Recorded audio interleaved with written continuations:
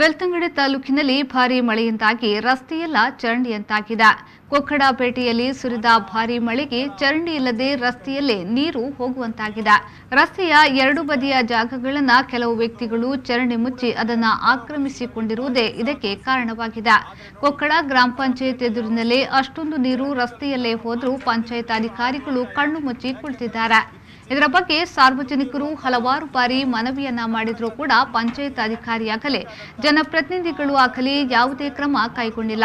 ಇದು ಹಲವು ವರ್ಷಗಳ ಸಮಸ್ಯೆಯಾಗಿದ್ದು ಕೆಲವರ ಒತ್ತಡಕ್ಕೆ ಮಣಿದಿರುವ ಅಧಿಕಾರಿಗಳು ಚರಂಡಿ ವ್ಯವಸ್ಥೆ ಮಾಡದೆ ನೋಡಿಯೂ ನೋಡದಂತೆ ಇದ್ದಾರೆ. ಇನ್ನು ಇದನ್ನ ಸರಿಪಡಿಸದಿದ್ದರೆ ಸಾರ್ವಜನಿಕವಾಗಿ ಹೋರಾಟ ಮಾಡುವುದಾಗಿ ಗ್ರಾಮಸ್ಥರು ಎಚ್ಚರಿಸಿದ್ದಾರೆ.